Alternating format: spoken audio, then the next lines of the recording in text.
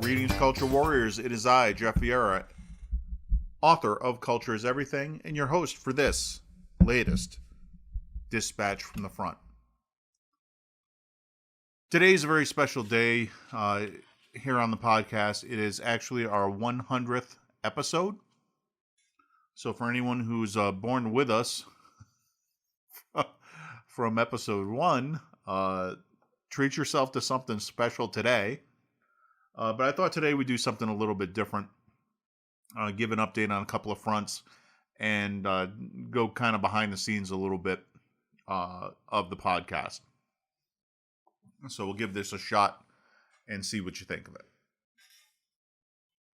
So I started this podcast shortly after getting laid off for COVID-related reasons by my former company. I needed something to do. Not long prior, the book Culture is Everything had come out, been published. And so I thought that having a social media presence might help out with regard to the book, would also help to get some discussion going around the ideas and just sort of build the brand overall. I started a consulting business a year and a half prior. So I took that out of mothballs and am in the process of working on culture and quality as part of that endeavor. So I thought having a presence could also build the brand up for that, might lead to some engagements, paying engagements on the consulting front. In the throes of this pandemic and the lockdowns, one of the things I realized early on was, boy, this is going to change how we operate. You could already see that with a lot of the virtual work, and really maybe be an opportunity to get companies to consider their culture and make some changes as they reopened following the lockdowns from the pandemic. Obviously, that has gone on a little bit longer than expected, but one of the reasons why so many of the podcasts feature in some way on this pandemic is for that reason. That's really what's shaking up many a company culture out there and exposing some weaknesses that we see in terms of how those cultures are communicated, understood, and lived. And that's something that my company, Engage Consulting, can certainly help companies to navigate. So that was the genesis of it. There's been plenty of news on the business front to cover because of the pandemic and how it impacts cultures and what it says about values. Obviously, in the political sphere, there are clashing values going on right now, and those clashes have turned bloody. And so that's turned out to be something to discuss. But let's talk a little bit, when I talk about culture and I talk about values, let me talk about some of my values and why the podcast content is what it is. So you would think, given the focus of podcasts, that it's pretty simple. It's, hey, here's a story, read it more or less cold, and react to it through the cultural and values lens. So that should be fairly focused. If anything, that might, be a little dry, a little bit boring, a little pedantic from time to time. But it's a clear focus, and then it doesn't explain really why I get off on so many rants. So when you look at the values that I bring into my consulting business here, in no particular order, they are the following. 1, innovation. I believe we have to do things differently. That we cannot just simply roll with the status quo. And so we've got to find new solutions to increasingly complex problems And we've got to seize new opportunities that are being made available as the march of technology and world events continues. Collaboration. Although this podcast is a solo podcast for the moment, I believe in working with others to achieve goals.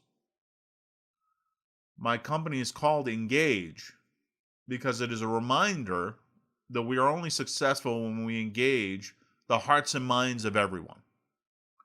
And so, although it is my lovely lilting voice that you hear behind this microphone, it's my mind which is driving the content. This is an engagement between you or I. I make it very easy to have a two-way dialogue if so desired. You can find me anywhere.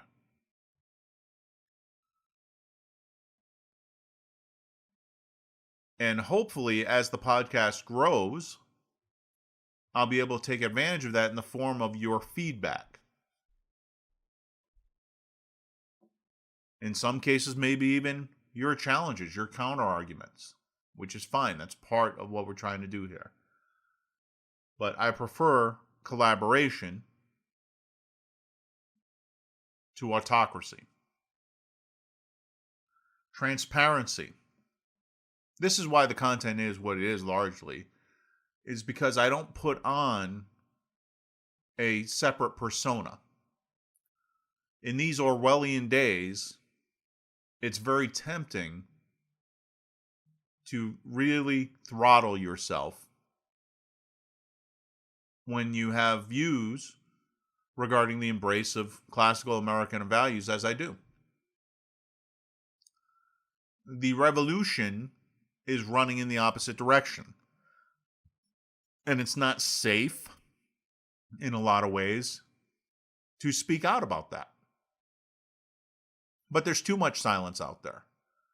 What happens is that the tiny minority that's creating all the havoc, because they only hear their fellow revolutionaries, they believe that there are no other opinions. This is being aided because big media does so much work nakedly to suppress other opinions. And so it's time to stand. It's time to speak out. It's time to burst that little bubble. And so I do. I have to be transparent. I have to be who I am. I'm not going to put on a facade. There's no point to it. Will that alienate some? Yeah. Yes, it certainly will. But it's like Winston Churchill used to say, you've got enemies, good. It means you're trying to do something. At least sometime in your life. Number 4, effectiveness. So the whole point of what we're doing is trying to solve problems. The reason I wrote the book was not to get my name on Amazon as an author. It certainly wasn't to make money. There's no money in books. But rather to arm people with the tools that they need for the problems that we have today. I'm a lifelong quality professional. We've had a number of movements during the course of my quality career. And these movements tend to catch fire, have some success, and then peter out. That's been the nature of them. So the question is, what's the next movement? And given the revolution that we've had in the form of information technology, and in the area of how we interact with people, I think you're going to see that to be successful in the future with process improvement and other things we try and do in business, you have got to account for the culture. And that's been a neglected area. We talk about it, but nobody out there, until I published this book, nobody out there really put forth a plan to do something about it. Now, you can read the book and argue and say, well, I think I can do better than this or better than that, and that's fine. The aim is to start that movement, to start that conversation. It's not for me to be the Thomas Edison of culture, because again, I go back to the value of collaboration. I'm not particularly interested in having, one person define anything. That was the way of the past. Most of our quality movements were actually started by one person, the quality guru. But in the words of Tony Robbins, I am not your guru. I just want to get the ball rolling. And so that effectiveness comes in when we solve important problems that people have. I hope as we go through this podcast and we expose a different way of thinking about culture and about values and the primacy, the need to really do that you'll find it useful. And you'll find it applicable to your professional life, if not in other ways. Diligence. I put a lot of time and effort into what we do, whether it's the work I do for clients or whether it's the work that I do on books and media. I'll go into my workflow. You'll see that I don't have a lot of time, so I have to be very efficient in terms of my overall workflow to maintain that level of diligence, and sometimes things do slip. But I try to be diligent. I take mistakes very personally, and try to bring the best to whatever it is I do. Honesty, again, kind of goes hand in hand with the transparency, but I am not going to pretend to be an indifferent, passive observer of the passing scene. That's just not who I am. It might be smarter in some ways to affect that persona, but it's not me. And I hope that in compensation, that some honesty would actually be welcome, especially in this environment, where it seems like the truth no longer even matters, where people talk about my truth as though that were a real thing. Honesty is important. I'm a graduate of the Air Force Academy, as I mentioned in the past. The Air Force Academy has an honor code that we take very, very seriously. It says we will not lie, steal, nor cheat, nor tolerate among us anyone who does. We throw people out of the academy who violate that honor code. And it's something that stuck with me all my life. Passion. This is another reason why I can't shut up about things that maybe I should shut up about. I care about them. When you talk about values, one of the things you have to do is you can't fake them. You need to believe in them. It's tricky because, like I say, if a company is well known, say, for its views on teamwork, and you're a lone wolf, and you come in and interview for that company, you're going to pretend to be a great team player. But the truth will out because your passion won't be in it. You'll avoid those situations where you truly get to collaborate with others, instead preferring to produce your own product and pass it down to the masses as though they were stone tablets inscribed with lightning from on high. Courage. I mentioned this last, but it really comes first. This is a gutless age. This is an age where people get accused of things that they know are completely untrue, and yet they apologize anyway. It's a gutless, cowardly day that we live in. But I believe, as Winston Churchill did, that courage is first among virtues. And if you want respect you need first to demonstrate courage. And so that's also why I speak out as I do on this podcast. Because it would be cowardly to just sit by and say nothing. There are trends and things going on in the United States of America and in the world today, which, if left with nothing said, will lead to very dark days indeed. And it's incumbent on all of us, especially those of us who have reached a certain age of maturity, to say what must be said before we're not allowed to say anything at all. Innovation, collaboration, transparency, effectiveness, diligence, honesty, passion, and courage. Those are my core values that I share with you today, and which I hope, as you go through the ordeal of listening to these podcasts, come through in some form or fashion.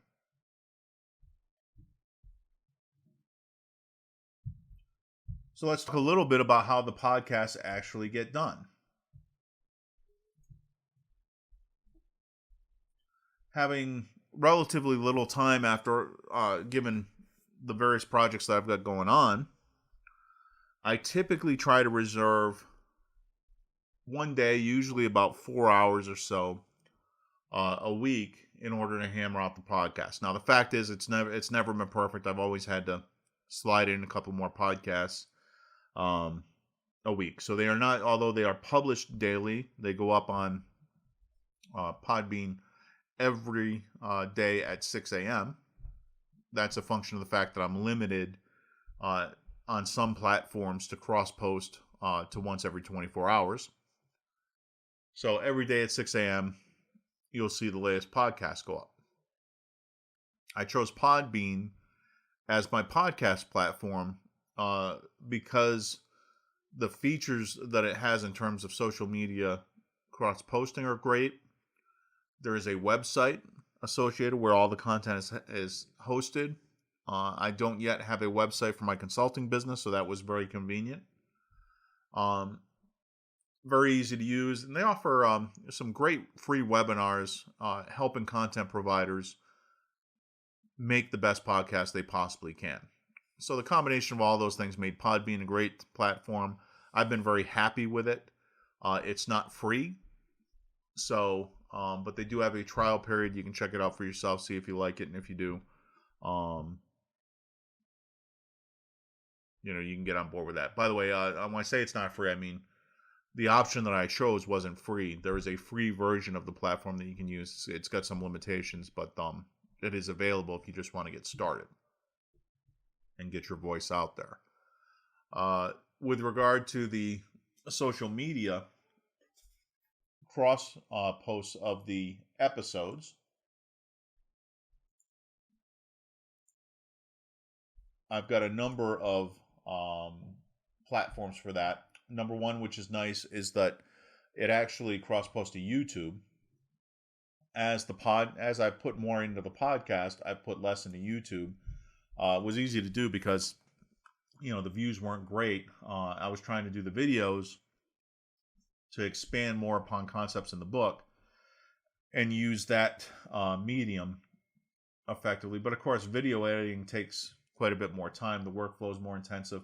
I can't but crank out maybe one video a week at best.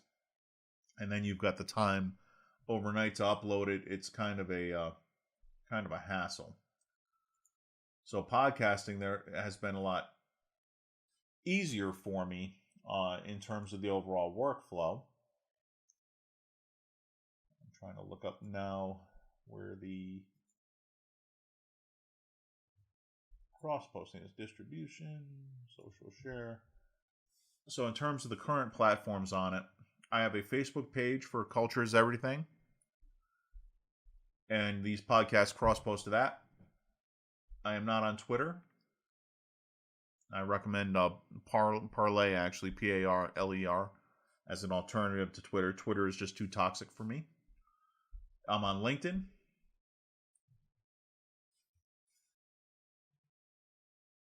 and YouTube. And then for podcast platforms, I've got a number of them there. I'm on Apple Podcasts or iTunes, Google Podcasts, the Podbean app itself, Spotify. I've submitted for Pandora. It looks like it isn't coming through yet.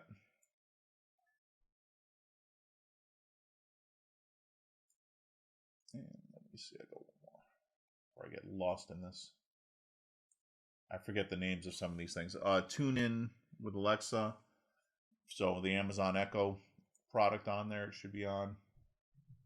I just heard back from iHeartRadio, so that's on there. Stitcher, it's on Listen Notes. And I believe it's going over to Deezer soon. So a wide array of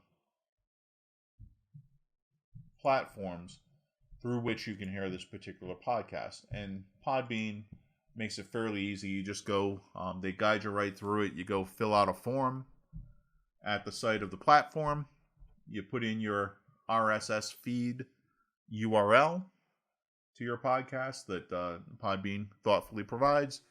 And bam, within a couple of days, as soon as they vet it, it shows up on the platform, and then the listeners can hear it coming in from those platforms. Very useful, especially as different platforms ebb and flow and things grow. For right now, just for your edification, 70% of my downloads come through Apple Podcasts and iTunes. About another 9% through Podbean, about 8% through Google. This is it's actually fairly new that I did that, so 8% is actually really good for Google. Oh, and I'm sorry, iTunes is actually captured separately. iTunes is just 4%. Apple Podcast is 70%. So almost 3/4 of my stuff comes through the Apple platforms. Overcast, FFmpeg, don't know about those, but they're sub 3%. Spotify, sadly, only a little bit under 2%. And then the other platforms are fractions of a percent right now that I just jumped to this week anyway. So hopefully those will grow over time, and we'll see. In terms of reach, I get hits now. I'm starting to see hits coming globally, so that must be the effect of one platform being a bit better in the global market than others, because this is a relatively recent phenomenon. But you start seeing hits in, for example, Qatar. Oh, a nice batch of hits there this month. Canada, Argentina, Costa Rica, Ireland, India, Norway, Singapore. I've had Australia. I've had the Caribbean. So it's starting to get picked up in different countries. No secret that where there are a good amount of English speakers, it tends to be more popular there. And then, of course, across the United States. I have yet to light up all 50 states, but I'm in pretty good shape in terms of reaching out across this fruited plain. My workflow for the podcast. So I take that one day a week chiefly. I go through my feed as I go through the week, and I basically look for stories of interest, and then I just leave those tabs up on my computer to reference later. When I get to the day, I'll go in. I use Adobe Audition and Adobe Media Encoder. So Audition is the primary recording software that I use. It's really easy to use, really powerful. I don't use a lot of its features on this particular podcast. I just haven't had the time to do so. But it's a full featured audio platform. Creative Cloud runs about $50 a month. I also use Photoshop and Illustrator for a bunch of things, so it's been cost effective for me to keep my Creative Cloud membership going. Adobe Media Encoder is their way of translating different file types. So when you pull in your sound through your microphone into your computer, you're going to get something that's probably a WAV file. And those are big, they're not compressed very well. And so they don't play nice with other platforms which basically want nice compressed audio, say through an MP3. So you got to convert it to an MP3. I use Adobe Media Encoder for it. It plays nicely with Adobe Audition, since they're both Adobe products, and that works out great. I keep a set file in Adobe Audition where I've got my intro and my outro.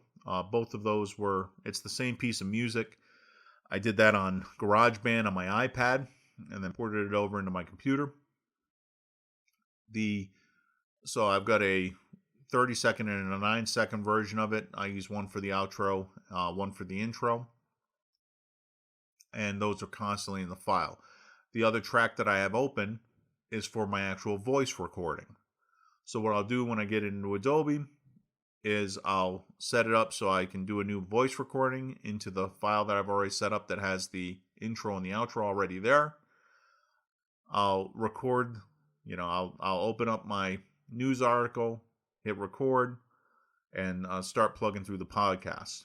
Now, from time to time, things slip in my editing, and you may have heard a sneeze or a cough there.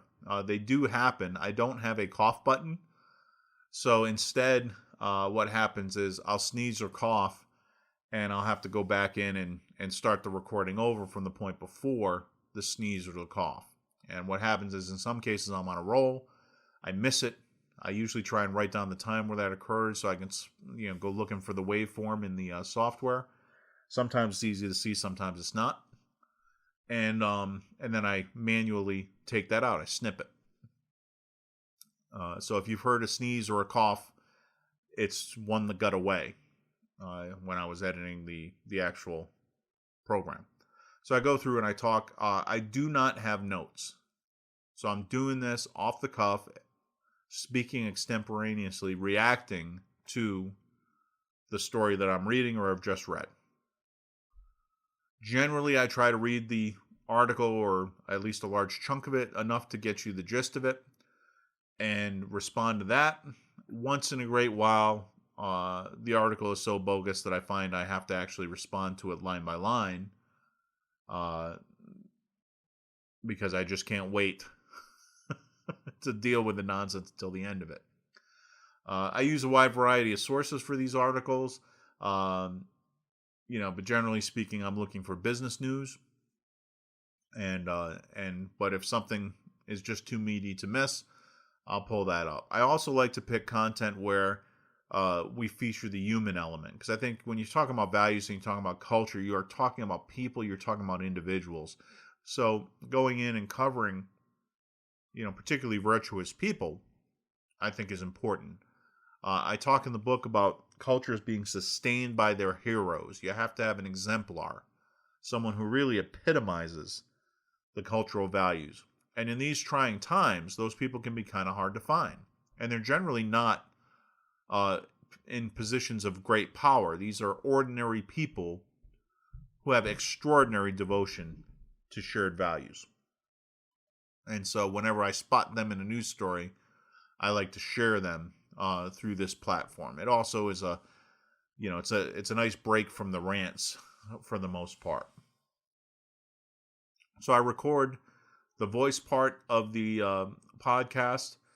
Then I take it and drop it in between the intro and the outro in the multi-track. Save that all up and export it to MP3. Go over to Podbean and get it set up. One thing is you'll notice on Podbean, I always try to have a good title for the podcast. I don't do the titles until the end. So usually it's after I've thought about it, I've thought about how I reacted to it, and then I try and get the nugget out in the form of the title on there. I include the links to the articles, so you can check those out if you like. Formulate your own opinion. And then I schedule the podcast for release. In a good week, I do 12 podcasts. Now, I said I only go daily, so that means I'm building up a buffer as I go through. Fortunately, my content is not so immediate that that's a problem. I certainly would like to maintain a 2 to 3 week buffer at all times. That way, as things come up, And if I can't get back to my computer, if I'm traveling on business or what have you, then there's still content out that I don't want them to deprive anybody of their daily dose if they've come to enjoy that. So that's my basic workflow. I get those episodes up, and then as soon as the appointed hour, 6 a.m. on the day hits, the next podcast lights up, goes out to all those social media platforms, and is available for your entertainment. I don't have an editor, but I do have a critic in the form of my wife. So she listens to all of them. Sometimes she inflicts them on the kids. They were the ones who told me I missed a sneeze. They thought it was endlessly entertaining to hear me sneeze over the radio. But, she gives me good feedback on the podcast. Hey, do more of this. Hey, this one was a really good one. Could you hit that a little bit more? And thankfully she doesn't point out too much when it was a real snorer and she didn't make it all the way through. So it's a very low footprint organization now. The podcast itself is not monetized. You don't hear any ads on it for that reason. And hopefully as the podcast grows, more so because I hope to be able to attract some content that will be adjacent and will be of interest. But I would like to monetize it and get that content onto the podcast in large part because it helps continue the conversation and it gets it gets the word out about some things that may be interesting. We're really the bridgehead of something much larger here. There's not a lot going on in terms of talking about company cultures that you can find out there, so that gives us a little bit of uniqueness. And talking about in the way that we do, this kind of the systematic approach, talking about the values, the clash of values, and how to reinforce those values with concepts from the book is something you can't really get anywhere else. So I'm hoping that can continue to flourish, and that as more people come to the party, you won't have to bear with listening to me as much. I've got a guest that I'm tabling right now. I'm just looking for a good time to do that. But what I want to start bringing on is people who are really exemplars of their company culture and have a discussion with them. So there's some technical things that I have to be able to do that. And so I'm working through those as I get those things solved, and I can test those out a little bit, make sure that they work and that it's a good experience, so you can look forward to that in the future. But with this, the 100th episode drawing to a close, I just want to say thank you to everyone who's put up with me, has listened to this podcast. And again, if you just look for Culture is Everything out there, it's the by Jeff Vieira. You put my name in, you'll be able to find me pretty easily. I would love to hear from anybody with regard to how the podcast is going and what changes you would like to see in order to make it even more effective for you. Anyway, thanks for listening and have a great day.